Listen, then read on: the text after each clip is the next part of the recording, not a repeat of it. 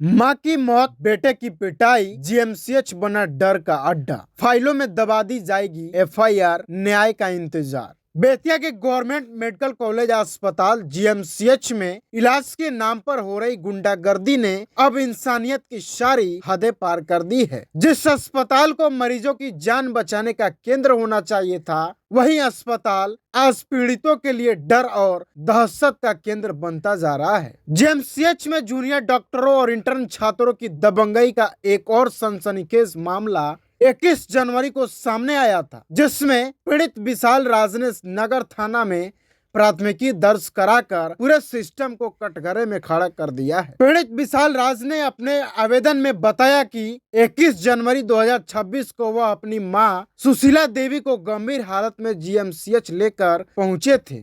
मरीज को oxygen mask लगाया गया था, लेकिन इसी दौरान एक डॉक्टर ने अचानक मास्क हटा दिया। जब बेटे ने अपनी मां की हालत को देखते हुए सवाल किया, तो इलाज की जगह बहस शुरू हो गई। आरोप है कि जूनियर डॉक्टर ने अभद्र भाषा का प्रयोग किया और देखते ही देखते कई इंटर्न छात्र वहां इकट्ठे हो गए। पीड़ित का आरोप है कि सभी इंटर्न छात्रों और जूनियर डॉक्टरों के मुंह से शराब की तेज बदबू आ रही थी। इसके बाद जो हुआ, उसने पूरे अस्पताल प्रशासन की कार्यशैली पर सवालिया निशान लगा दिया। इलाज की जगह अस्पताल परिसर में गुंडागर्दी शुरू हो गई। विशाल राज और उनके भाई के साथ बेरहमी से मारपीट की गई, उन्हें घसीट कर पीटा गया और आरोप है कि इस दौरान सोने की चैन भी छीन ली गई। जिस वक्त बेटा अपनी मां की जान बचाने की गुहार लगा रहा था, उसी वक्त अस्पताल में मौजूद कथित डॉक्टर गुंडों की तरह हरकत करते नजर आए। इस पूरे घटनाक्रम के बीच विशाल राज की मां सुशीला देवी की मौत हो गई। मां की मौत के बाद बेटा सदमे में चला गया, खुद गंभीर रूप से घायल हो गया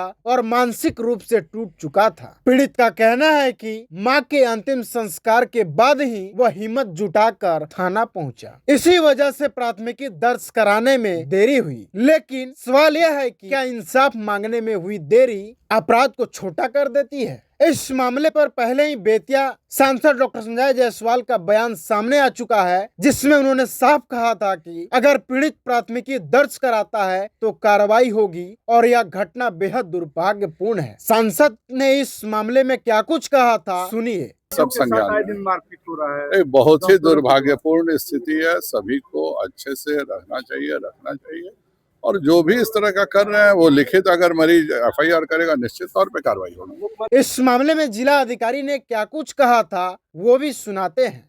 नहीं, ये वीडियो हमारे पास भी संज्ञान में आई है, तो इसमें क्या एक्चुअल में घटना हुई है तो जांच का विषय है, तो इसकी जांच करवाई जाएगी और अगर कोई दोषी होंगे कोई भी कर्मी, तो उन पर कार्रवाई की जाएगी। पश्चिमी चंपारण के राजद एमएलसी सौरभ कुमार ने भी इस मामले में क्या कुछ कहा था, वो भी सुनिए। देखिए, ये बराबर जीएमसीएच को लेके बहुत सारी जो प्रॉब्लम हैं सामने आ रही हैं। कभी डॉक्टर की कमी से मौतें हो जा रही हैं, तो कभी जो जूनियर डॉक्टर हैं वो मरीजों के परिजन की पिटाई कर रहे हैं। तो इस तरह के बराबर इंसिडेंट्स आ रहे हैं। आज भी संज्ञान में आया है, हम लोग जिला अधिकारी को बोले हैं और खास करके मैं इस बार सदन में जीएमसीएच को लेके काफ़ी प्रश्न किया हूँ और पूरी कोशिश करूँगा कि इसका निदान निकालूँ।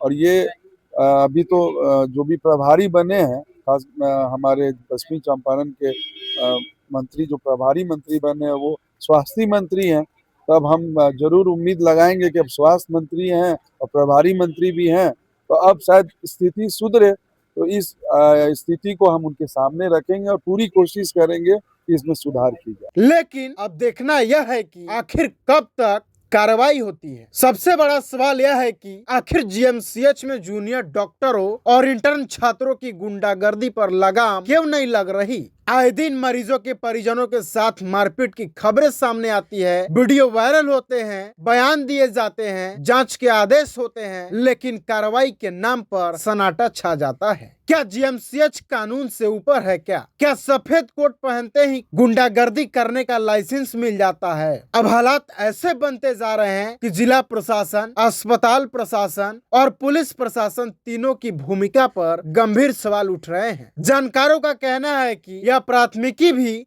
कहीं ठंडे बस्ते में न चली जाए, क्योंकि कोई भी जूनियर डॉक्टर और इंटर्न छात्रों से पंगा नहीं लेना चाहता। एक दूसरे पर जिम्मेदारी डालकर पूरा सिस्टम अपनी गर्दन बचाने में लगा हुआ है। दूसरी तरफ इंटर्न छात्र जिन पर भविष्य के डॉक्टर बनने की जिम्मेदारी है, वहीं छात्र शिक्षण संस्थान की गरिमा को तार तार करते नजर आ रहे हैं। पढ़ाई और सेवा की जगह शराब, मारपीट और दबंगई की तस्वीरें सामने आना चिकित्सा शिक्षा के लिए एक बड़ा खतरा है। हैरानी की बात यह है कि सब कुछ जानते हुए भी प्रशासनिक आमला चुप्पी साधे बैठा है। अब सबसे बड़ा सवाल यही है, क्या पीड़ित विशाल राज को न्याय मिलेगा? क्या जीएमसीएच में कानून का राज चलेगा, या फिर यह मामला भी बाकी मामलों की तरह फाइलों में दबा दिया जाएगा? मां की मौत और बेटे की चीख क्या सिस्टम को झकझोर पाएगी, या फिर सफेद कोट की आड़ में गुंडागर्दी यूं ही चलती रहेगी? इसका जवाब अब प्रशासन को देना होगा। इस पूरे प्रकरण में पीड़ित का भी बयान सामने आया है, जिसमें पीड़ित ने क्या कुछ कहा है वो भी सुनिए।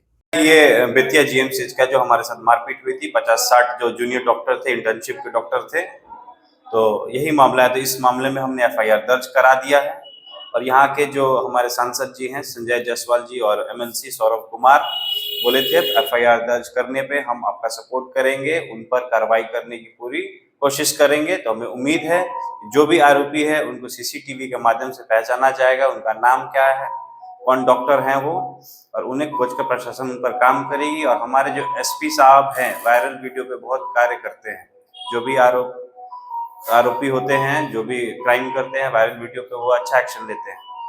तो हमें उम्मीद है कि वो लोग जल्द से जल्द उन्हें खोज कर निकालेंगे, उनका नाम पता सब कुछ खोज कर निकालेंगे, उन पर कड़ी से कड़ी एक्शन की कार्रवाई की जाएगी।